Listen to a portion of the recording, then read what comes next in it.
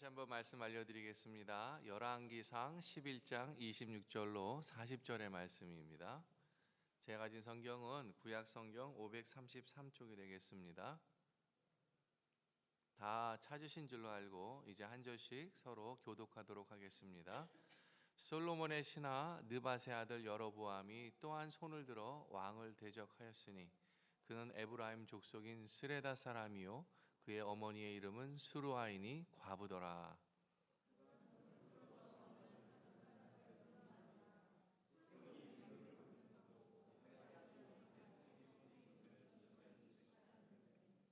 이 사람 여로보암은 큰 용사라. 솔로몬이 이 청년의 부지런함을 보고 세워 요셉 족속의 일을 감독하게 하였더니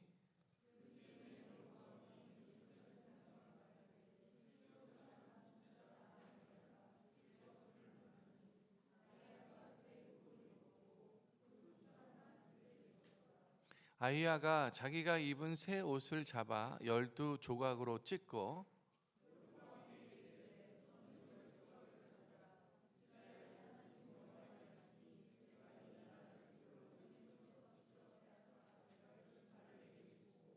오직 내 종 다윗을 위하고 이스라엘 모든 지파 중에서 택한 성읍 예루살렘을 위하여 한 지파를 솔로몬에게 주리니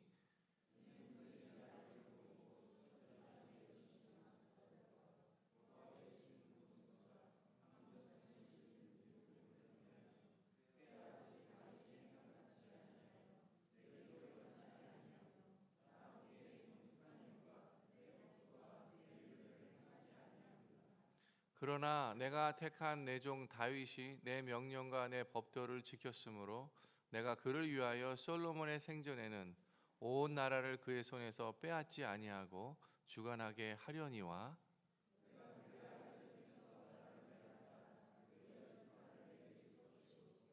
그의 아들에게는 내가 한 지파를 주어서 내가 거기에 내 이름을 두고자 하여 택한 성읍 예루살렘에서 내 종 다윗이 항상 내 앞에 등불을 가지고 있게 하리라.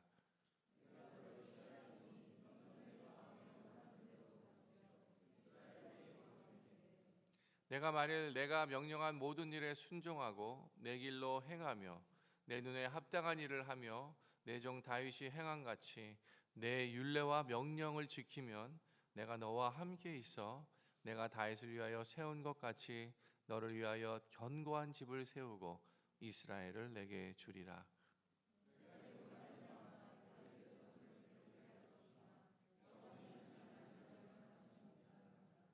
우리가 함께 40절을 읽도록 하겠습니다. 이러므로 솔로몬이 여로보암을 죽이려 하매 여로보암이 일어나 애굽으로 도망하여 애굽 왕 시삭에게 이르러 솔로몬이 죽기까지 애굽에 있으니라. 아멘. 이제 우리 특송을 하도록 하겠습니다. 우리 한 달에 한 번 하는 우리 소망셀 어르신 다시 한번 이제 1년 만에 거의 1년 만에 돌아왔는데요. 우리 소망셀 어르신들 나오셔서 특송해 주시도록 하겠습니다. 나오시겠습니다.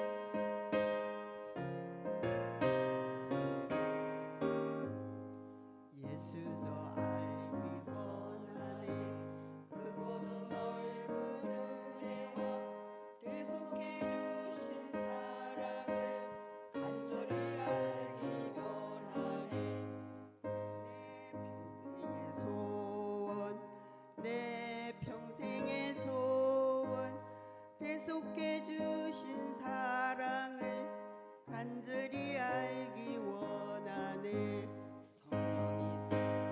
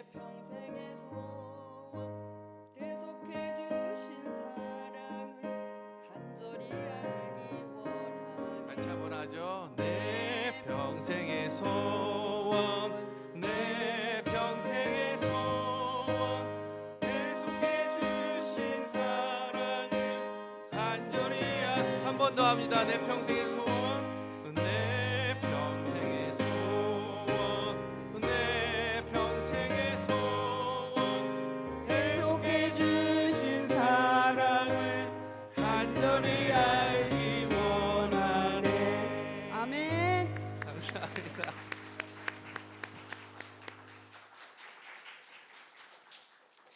역시 은혜로 밀고 가시는 데는 어찌할 도리가 없네요. 너무 감사합니다. 다시 한번 감사의 박수 했으면 좋겠습니다. 예, 오늘 말씀은 하나님의 백성을 향한 하나님의 소망 그리고 축복에 관해서 우리가 좀 말씀을 나누려고 합니다. 목사님 무슨 말씀 하시려고 하나 생각하실 수도 있겠지만 하나님께서는요, 하나님의 모든 자녀들에게 소망을 갖고 계세요. 그리고 축복하기를 원하십니다.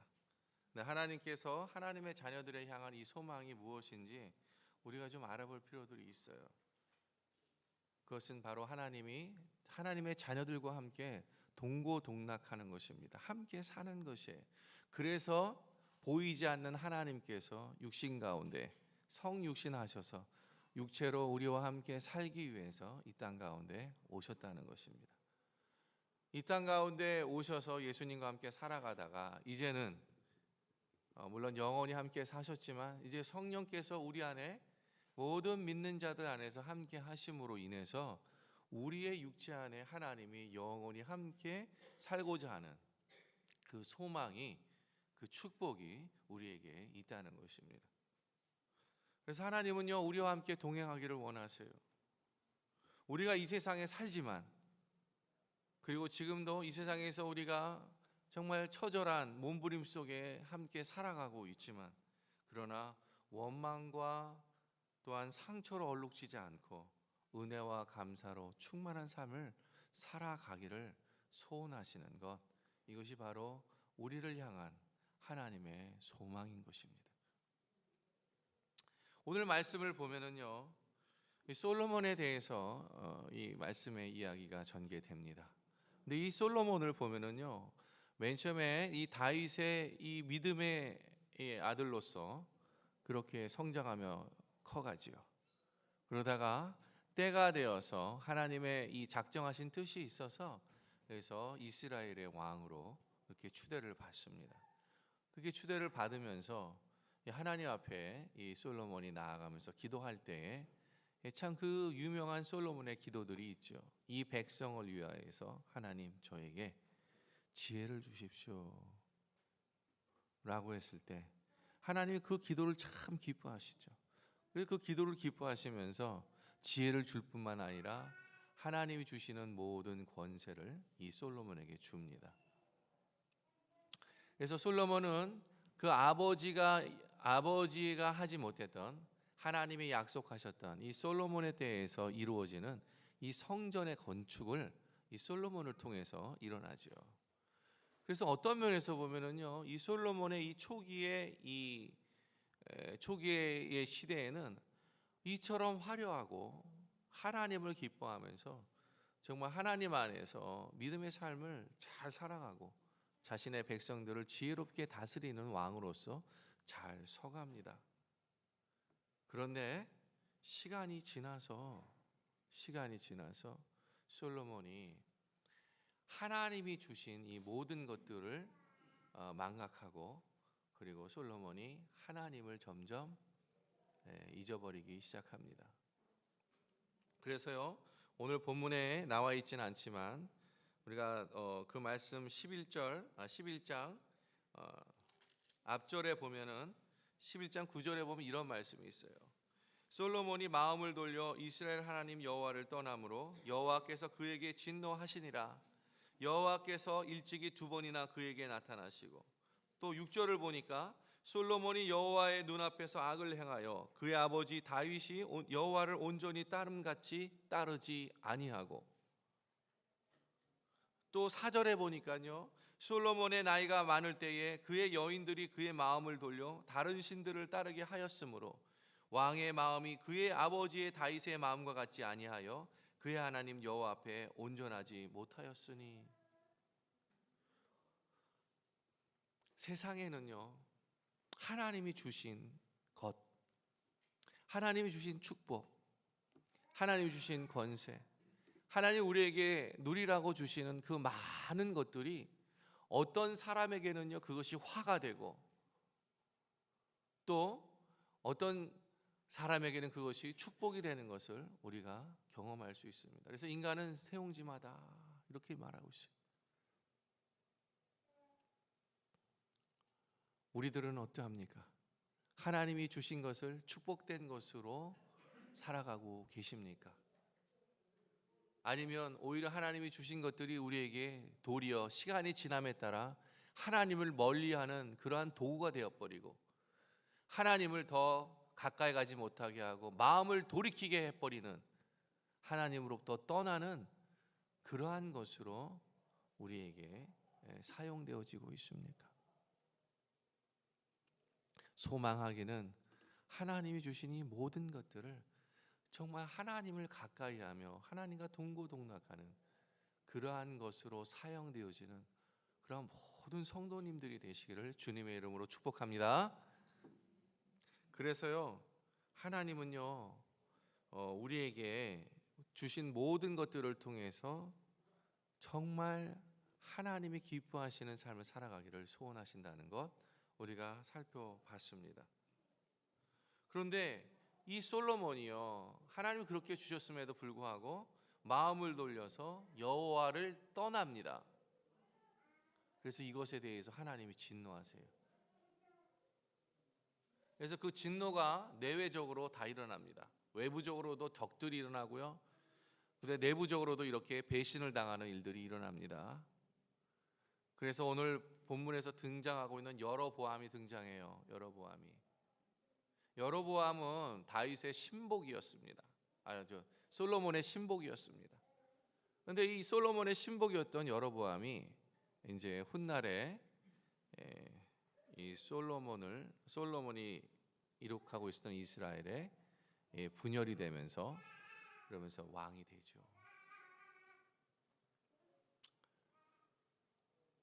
그러면서 이 여로보암에게 하나님께서 선지자 아이야를 통해서 말씀하고 계시는 거예요. 그 본문을 오늘 우리가 읽었던 것입니다. 그런데 이 아이야를 통해서 이 여로보암에게 주어지는 이 하나님의 이 예언, 이 하나님의 말씀은 이런 말씀이에요. 뭐냐면 내가 너를 취하리니, 그렇죠? I will take you. 너는 내 마음에 원하는 대로 다스려 이스라엘 위에 왕이 되라. 이스라엘 위에 왕이 되는 것은, 여로보암이 이스라엘 위에 왕이 되는 것은 하나님의 뜻이었습니다. 그런데 그 전에 먼저 있었던 것이 뭐냐면 내가 너를 취하리니, I will take. 내가 너를 선택하겠다, 이 말입니다.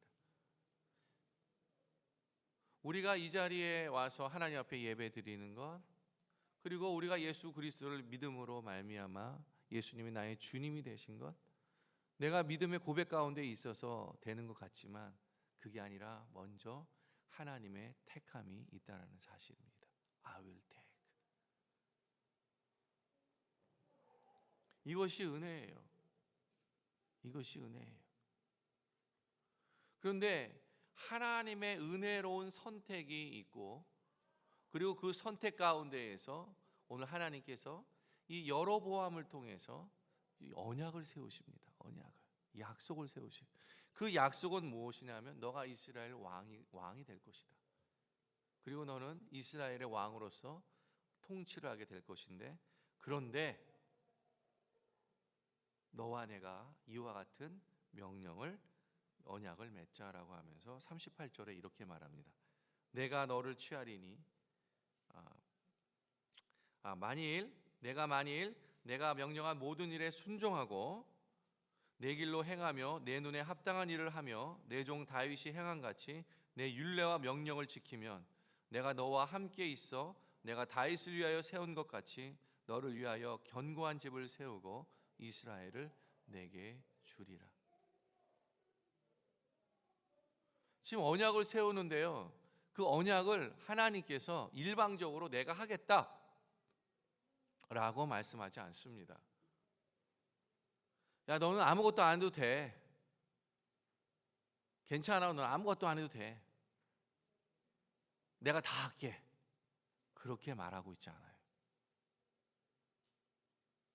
축복을 주시는데 우리에게 소망을 주시고 꿈을 주시고 하나님의 계획을 들려주시는데 그것을 그냥 야, 내가 너에게 이것을 들려줄 테니까 너는 듣기만 하고 아무것도 하지 않아도 돼. 내가 이걸 다 이룰 거야. 이렇게 말씀하시지 않는다는 것이에요. 어떻게 말씀합니까?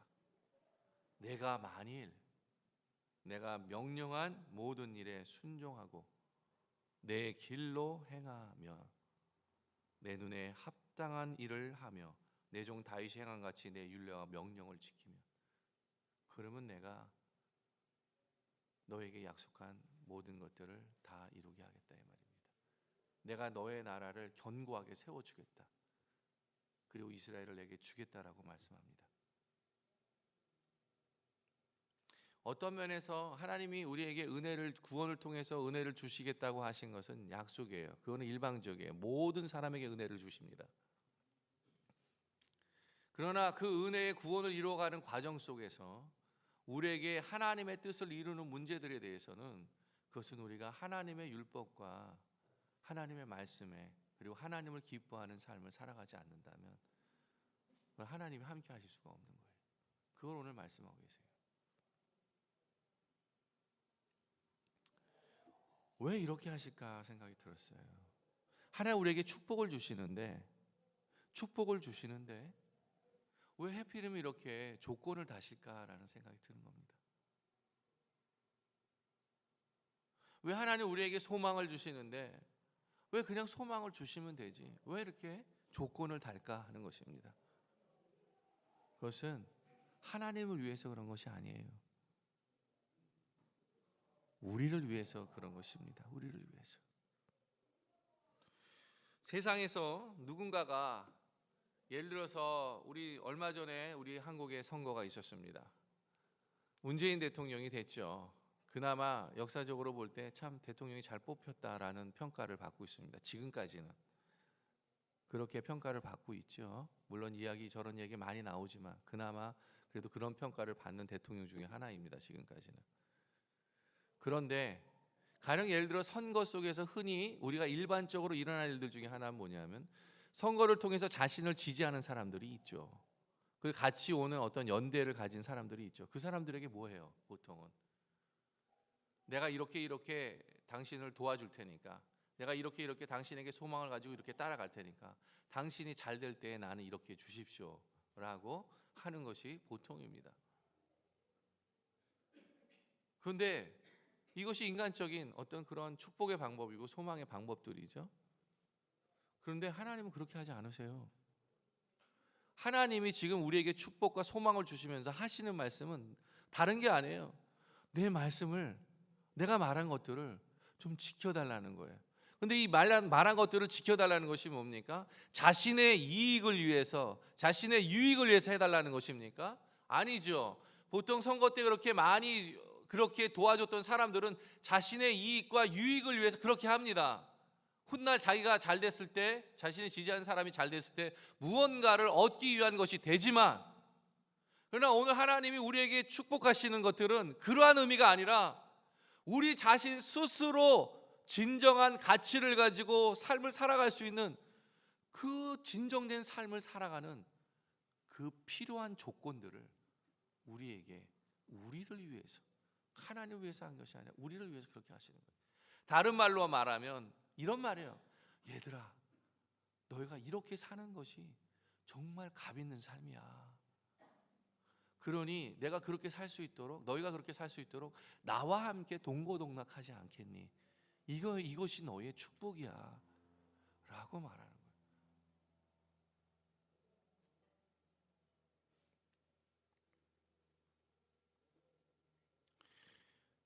가령 예를 들어 부모와 자녀가 있습니다. 부모와 자녀가 있는데 이 자녀가 제가 이제 중학교 때 중학교가 아니라 국민학교 6학년쯤 됐었을 때 제가 그렇게 자전거를 타고 싶었어요. 그 당시에 저의 시대에서 국민학교 6학년 때 자전거를 갖는 것은 학교에서 한 뭐 10손가락 안에 들어요. 그 정도로 자전거가 귀하던 시대입니다. 근데 너무 갖고 싶었어요. 그래서 뭐 무슨 기회가 있을 때마다 자전거 이야기를 합니다.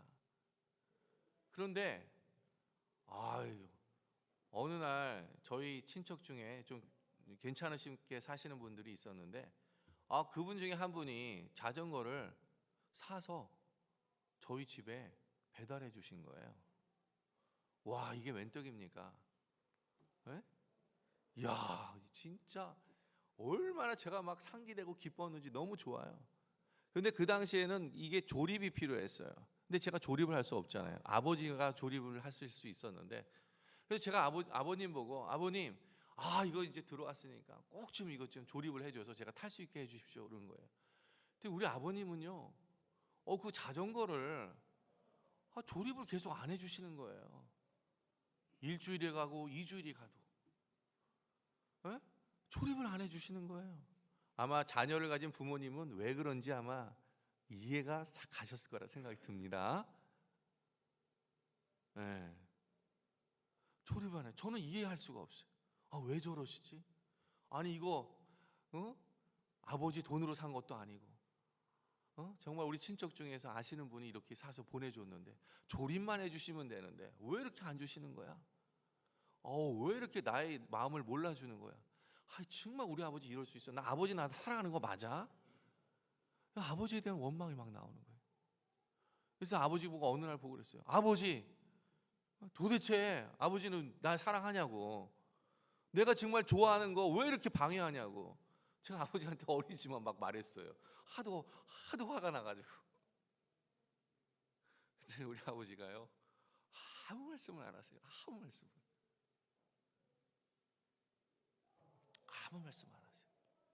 그러면서 또 일주일이 지나갑니다. 저는요 진짜 이 가슴이 썩는 줄 알았어요. 이 마음이 썩는 줄 알았어요. 국민학교 6학년에서 이 마음이 썩으면 얼마나 썩겠어요. 도저히 아버지가 너무 밉더라고요. 너무 마음을 몰라주는 아버지. 그래서 제가 한 달쯤 되었을 때 아버지한테 진짜 간곡하게 부탁했어요. 아버지, 저는 도저히 아버지 이해할 수 없다. 어떻게 이렇게 하실 수 있냐. 그때 아버지께서 처음으로 저에게 말씀하신 게 있어요. 재범아, 너 정말 자전거 안전하게 탈 수 있니? 이 한마디에 말씀하시더라고요.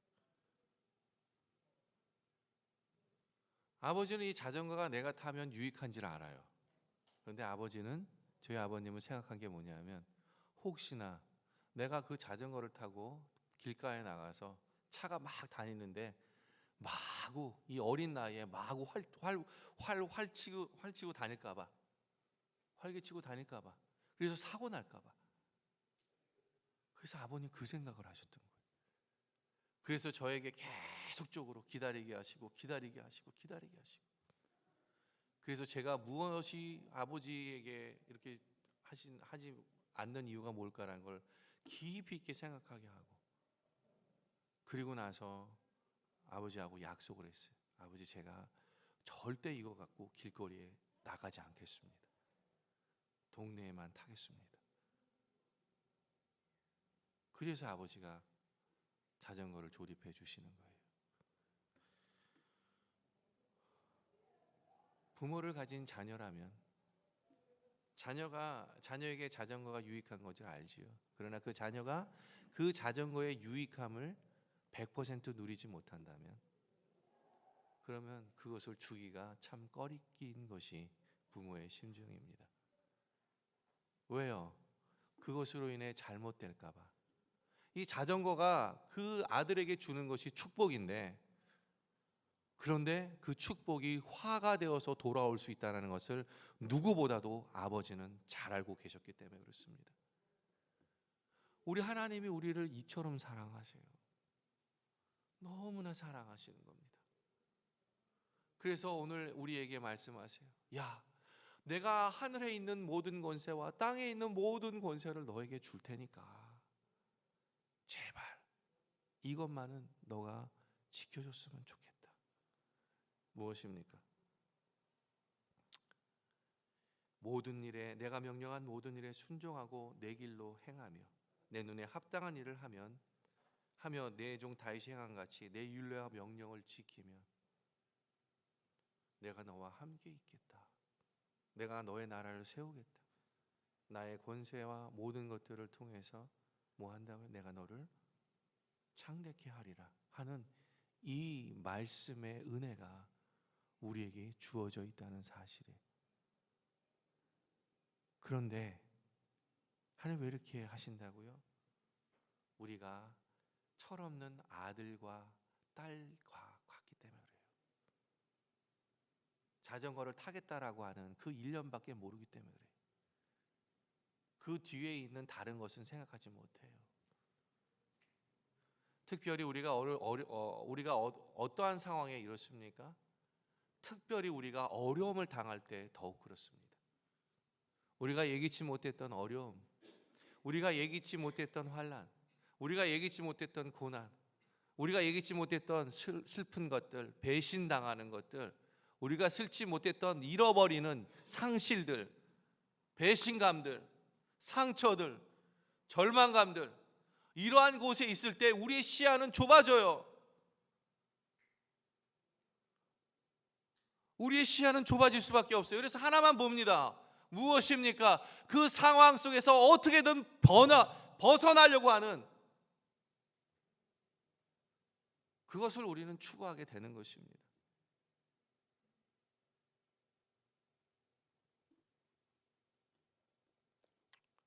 그 상황 속에서 우리가 인내하면서 하나님께서 어떻게 그 상황을 열어가시고 풀어가시는지, 그리고 우리가 어떻게 그 믿음 가운데 하나님을 신뢰하고 나아가야 하는지를 배워야 되는데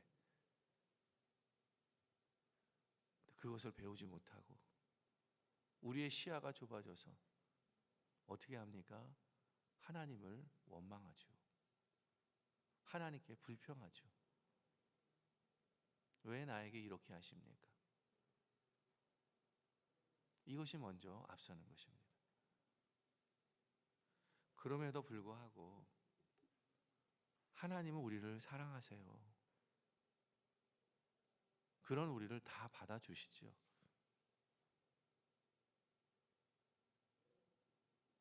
그리고 우리가 우리의 마음을 열 때, 그리고 하나님을 바라보기 시작할 때까지 기다리십니다.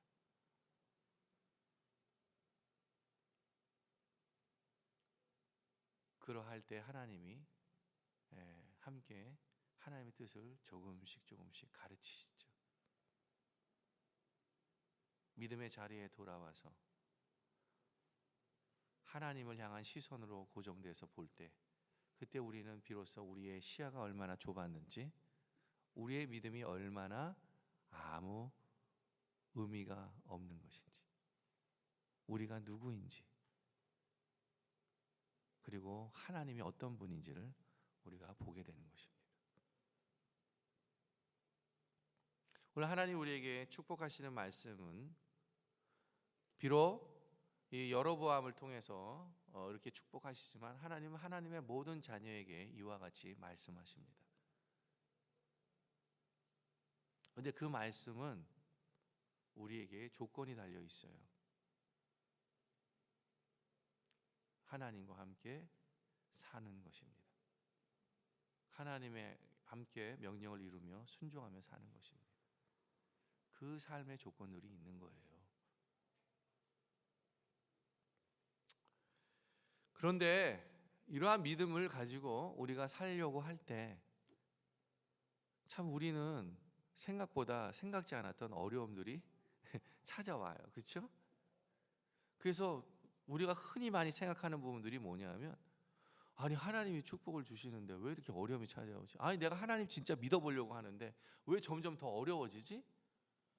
아 내가 하나님을 진실로 한번 이렇게 진짜 믿음 가운데 서서 한번 삶을 살아가 보려고 하는데 왜 이렇게 내가 예기치 않았던 그 전보다 훨씬 더 어려움들이 왜 나에게 이렇게 더 다가오는 거야?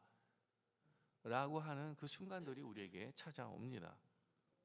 그런데 우리가 한 가지 생각할 상황들이 있어요. 그건 뭐냐면 여러분 어려운 상황들이 나에게만 찾아오는 게 아니에요. 여러분 어려움, 고난 이러한 부분을 나에게 상처를 줄 수 있는 이런 사건들이 나에게만 오는 것이 아닙니다. 여러분 이러한 것은 우리의 삶의 일부분이에요. 우리의 삶인 것입니다. 그런데 그것이 마치 우리의 삶이 아닌 것처럼 그거는 달러라고 이야기할 수 없는 것이에요. 여러분 하나님께서 이 성경 가운데 말씀 가운데에 정말 위대한 믿음의 사람이라고 했던 사람들, 그 모든 사람들조차 어려움 없이 고난 없이 그렇게 세워진 사람이 어디 있습니까? 한 사람도 없어요. 삶의 고통들을 통해서 믿음의 연단들을 통해서 그들이 세워졌지 그냥 삶의 해피엔딩으로만 갔습니까? 그런 사람이 어디에 있습니까? 고통은, 고난은 삶의 일부분입니다. 그래서요 그러한 고통과 고난과 어려움은요 그냥 받아들여야 되는 거예요. 인정하는 거예요. 왜? 우리의 삶이니까. 이게 성경적인 해답입니다.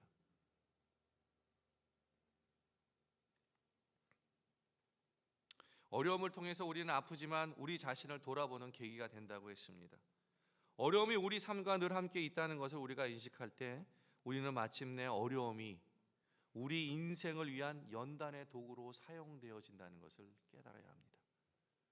그것이 우리를 더욱 성숙하게 만들고 그것이 우리로 하여금 조금 더 하나님과 함께하는 그 삶으로 가까이 가게 되는 도구라는 사실을 여러분 알고 계셔야 돼요. 깨달아야 돼요. 어려움과 고통, 고난 그리고 우리가 겪게 되는 아픔과 상처와 상실 등을 부인하거나 마치 나와는 상관이 없다는 것, 관계가 없다는 것으로 생각하지 마십시오. 진정으로 우리가 이러한 것으로부터 벗어나고자 한다면 우리는 이러한 것을 기꺼이 우리 삶의 일부분으로 받아들여야 합니다. 그것이 바로 이것으로부터 진정 벗어나는 계기가 되는 거예요. 그리고 진정으로 하나님의 축복의 길 가운데에 가는 초석임을 믿습니다. 제가 세디즘은 아니에요. 세디즘은 이 고통 속에서 자신의 삶의 모든 부분들을 결말을 맺지만 그러나 하나님은 이 고통 속에서 더 좋은 것을 더 귀한 열매를 만들어 가고 있다는 사실을 우리가 믿음으로 바라봐야 하는 것입니다. 그렇다면 우리가 무엇으로부터 시작할 것인가요? 첫째는 감사입니다. 감사. 원망은 돌을 깎아내시는 하나님의 손을 보지 못하게 해요. 원망이라는 것은 어떤 상황에서 우리를 더 성숙하고 좋은 열매를 맺기 위해서 우리라는 돌을 깎아내리시는 그 하나님의 손을 보지 못하게 만들어요. 그러나 감사는요, 이 과정을 깨닫게 합니다. 이것이 하나님의 손에 있구나, 이것이 지금 하나님의 과정 가운데 있구나 라는 것을 깨닫게 되는 것입니다. 이것이 감사예요. 그래서 감사가 출발인 것입니다. 느리지요. 참 느리죠, 감사하는 것이 우리 마음에서. 그러나 확실한 것입니다. 느리지만 확실한 거예요. 속도를 요구하고 있는 이 세대에서 이 감사라는 것은 점점 힘을 잃어가는 것처럼 보여지지만, 그러나 이 감사는 느리지만 확실한 것이라는 것을 깨닫기를 주님의 이름으로 축원합니다. 감사로 시작하는 거예요. 그래서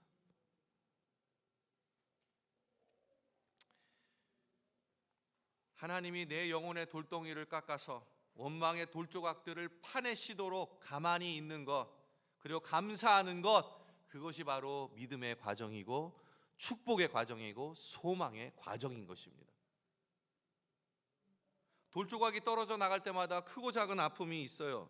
익숙해져 있는 감정들, 무언가 참 버리기에는 아까운 것들, 생각들, 그리고 값진 아이디어, 번뜩번뜩한 생각, 경험, 지혜, 결정적인 인생의 계획들, 정당화될 만한 태도들, 습관적인 행동, 특히 소중한 우정이나 공동체에서 내려놓아야 할 때마다 우리 마음에 이렇게 저항이 생기는 거, 항변이.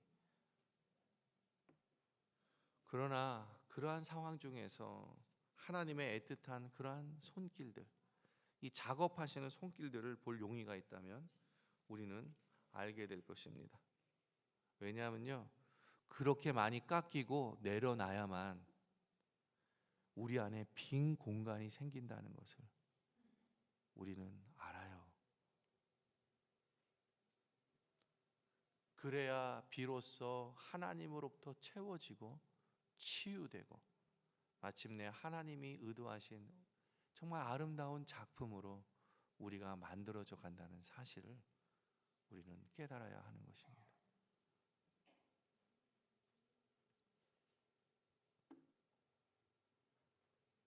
우리는요, 하나님이 내 삶을 지휘하고 인도하신다는 것을 기쁨 중에 뿐만 아니라 고통 중에도 다시금 계속해서 믿어야 하는 그 삶이 우리 앞에 있다는 것을 깨달아야 합니다. 가장 깊이 있는 차원의 감사는요, 이 우리의 삶 전체를 좋은 일과 굳은 일, 기쁨과 고통, 거룩한 부분과 그렇지 못한 부분, 그 모든 것을 다 감사로 수용하는 것이에요. 예수님은 우리에게 기쁨과 슬픔이 별개가 아니라고 얘기해요. 짝을 이루는 몸이라고 말씀하셨어요. 그래서 그분은요, 우리에게 여태까지 살아온 모든 순간을 감사하고 나만의 독특한 하나님의 이 여정의 과정들이 있다는 것을 우리가 감사로 받아야 하는 것입니다. 감사는 간단한 감정이나 쉬운 태도가 아니에요. 감사는 참 어려운 것입니다. 감사는요, 하나님의 인도하심을 구체적인 방식으로 끊임없이 주장하고 믿어야 하는 힘든 훈련이에요. 감사 쉬운 거 아닙니다. 하나님께서는 우리가 거부당하고 버림받은 경험들, 상실감과 패배감들을 직시하고 점차 그 안에서 우리 마음을 깨끗하게 하시면서 더 깊은 사랑과 더 깊은 소망, 그리고 더 넓은 믿음에 이르게 하시는 그 하나님이시라는 것을 우리가 발견해야 하는 것입니다. 여러분, 감사하는 사람의 이 고백이 어떤 것일까요? 저는 하나 발견합니다. 감사하는 사람의 특징 중에 고백하는 어떤 말들이 있는데, 그 말들이 뭐냐면 모든 것이 은혜다, 모든 것이 은혜다, 이렇게 말하는 사람 보면요, 감사하는 사람이에요. 저는 이 말씀이, 이 고백이 우리 성도님들의 고백이 됐으면 좋겠습니다. 평생에 모든 것이 하나님의 은혜예요. 내가 실패한 것도, 내가 상처받은 것도, 내가 배신당한 것도, 내가 어려움에 있는 것도 다 하나님의 은혜예요. 하나님의 뜻을 이루게 한 하나님의 작업을 하시는 과정 중에 있음을 저는 믿습니다. 모든 것이 협력하여 선을 이루신 하나님이심을 믿습니다. 라는 이 하나님의 은혜다라는 이 고백인 것입니다. 과거에 대해 우리가 감사가 부분적으로 만약에 하고 있다면 새로운 미래에 대한 열망도 희망도 결코 온전할 수 없어요. 어떤 부분은 감사하고 어떤 부분은 아니고, 이것은 온전한 감사가 아닙니다. 결코 온전할 수 없다. 없었으면 좋았을 일들, 다르게 풀리기를 바란 그런 관계들, 하지 않았으면 좋았겠다 싶은 실수들, 그러한 것들 때문에 원망이 남아있는 한은요, 우리 마음 한 부분은 여전히 고립되어서 새로운 삶의 열매를 맺을 수가 없어요. 과거 전체를 되찾는다는 것은 더 이상 좋은 일만 기억하고 굳은 일은 잊는 것이 아니라 내 과거를 마음이 계속 변화될 기회로 대하는 그러한 믿음입니다.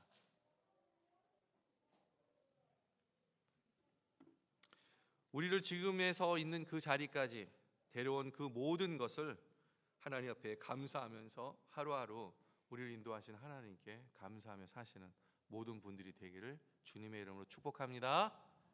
이 감사로 시작했는데 두 번째 중요한 것만 말씀드리고 마칠게요. 이 감사로 시작하는데 너무 좋아요. 하나님 은혜 주시니까. 그런데 두 번째 복병이 나와요. 그것은 뭡니까? 두려움입니다. 두려움. 우리는요, 알게 모르게 이 두려움의 부정적인 위력에 우리는 다 살아가고 있어요.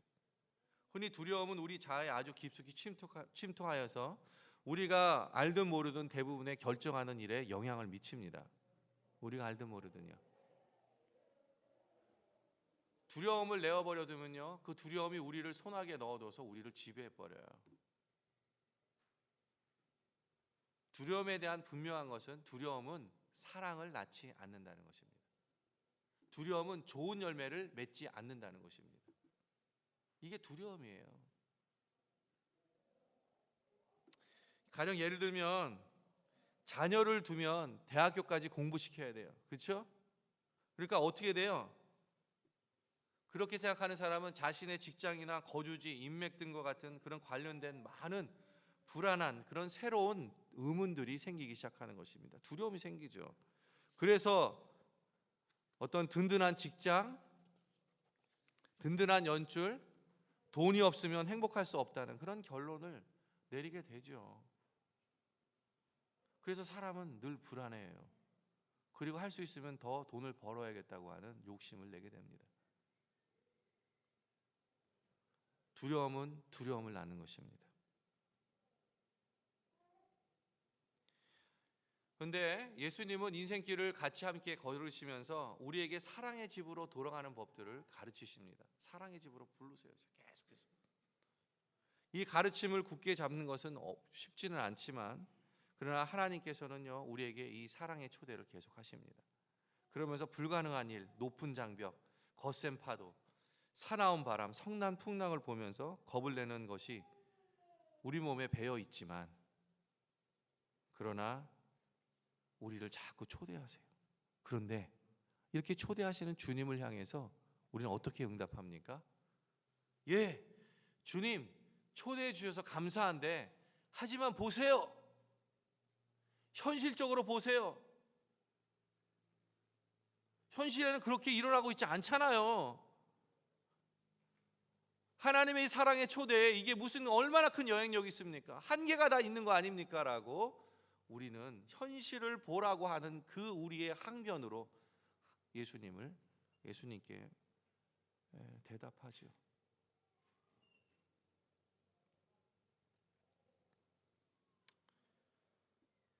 예수님은요, 인내심이 많은 참된 선생님이십니다. 그래서 참된 집이 어디이고 무엇을 바라보아야 하고 그리고 어떻게 살아야 하는지 지칠 줄 모르게 우리에게 계속적으로 초대하고 말씀해 주시죠.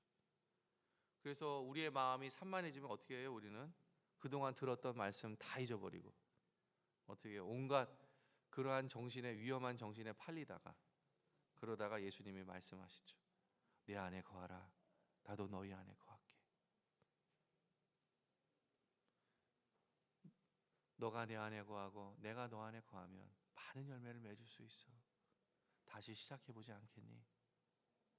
내 사랑 안에 거해. 여러분,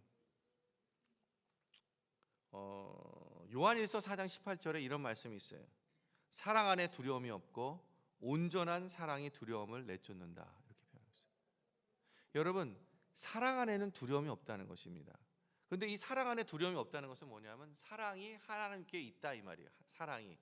사랑이 하나님께 있는데, 그런데 이 온전한 사랑, 영어로 보니까요 perfect love예요. 완벽한 사랑입니다.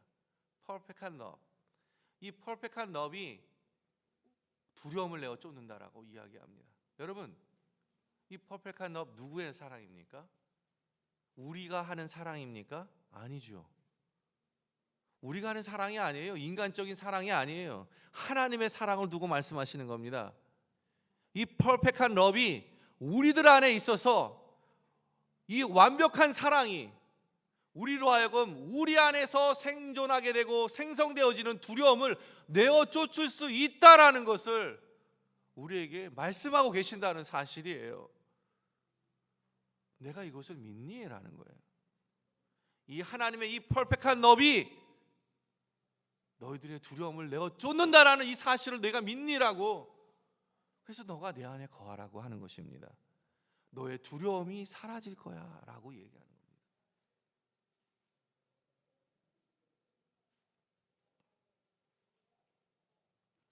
여러분, 하나님이 우리 이런 두려움 속에서 하나님 사랑 안에 거하게 하기 위한 방법이 무엇일까요? 그건 기도입니다. 감사와 기도, 감사와 하나님의 퍼펙트한 러브를 믿는 이 기도, 하나님 안에 거하는 것, 이것이 바로 우리로부터 두려움을 내어 쫓는 것입니다. 저 사람은 나를 어떻게 생각할까?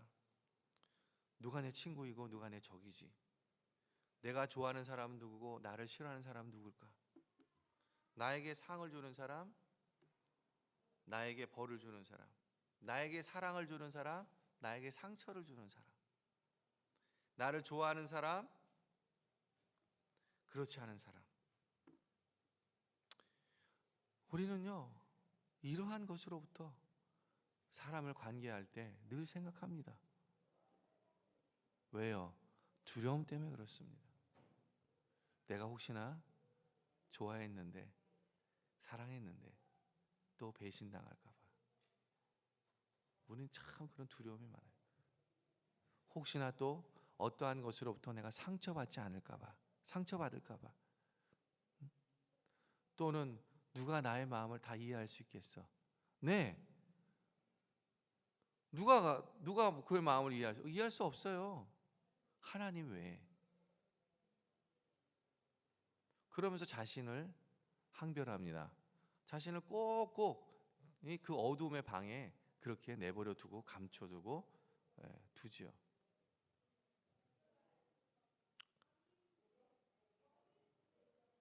불행한 것입니다. 그 생각 속에 갇혀 있는 것이. 그런데 이 두려움이 하나님의 퍼펙트한 러브로 사라진다는 사실을 여러분 믿으시기 바랍니다. 그리고 그 사랑 때문에 우리가 온전한 사랑을 할 수 있어요. 우리의 사랑이 아니라 하나님의 사랑에 우리를 비추는 것입니다.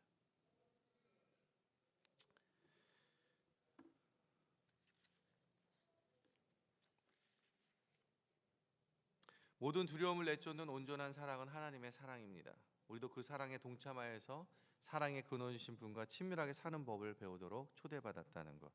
그래서 기도하는 것, 이것은 우리에게 너무나도 중요한 것입니다. 그것이 사랑 안에 거하는 것이기 때문에 그렇습니다. 그래서 물론 우리 안에 이런 사랑의 집에 거하는 것이 거할 수 있을까? 가능할까라고 의문이 들 수 있지만, 그러나 두려워하지 마십시오. 두려워하지 마십시오. 왜냐하면 대부분의 예수님을 만났던 사람들의 맨 처음에 예수님이 하신 말씀이 대부분 뭐냐면 두려워하지 말라 이 말입니다. 항상 풍랑의 그런 거친 풍랑 속에서 정말 밤새도록 고생하는 그 제자들을 찾아갔을 때 그들이 너무나 놀라고 두려워하니까 예수님이 두려워하지 마라, 나야. 맨날 그러죠. 부활의 첫 뒤에 막달라 마리아를 만날 때도 너무 놀라니까 놀라지 말라고요. 두려워하지 말라고, 나다고. 예? 예수님이 대부분 만났던 모든 사람들에게 제일 먼저 말했던 첫 마디가 두려워하지 말라라였습니다. 대부분. 우리는요, 두려움 속에 얼마나 살아가고 있는지 몰라요. 그래서 두려움을 떠나 사는 삶이 어떤 삶인지 기억조차 없어요. 그것이. 우리는 그런 삶을 살고 있는지 모릅니다. 그러니까 예수님이 맨 처음에 사람들을 만날 때 하시는 말씀이 항상 두려워하지 말라, 두려워하지 말라, 두려워하지 말라. 내니 나는 퍼펙트한 러브를 하는 그러한 하나님이야. 내가 너를 축복하고 내가 너를 소망 주기를 원하고 나의 자녀로서 이 세상의 삶을 살아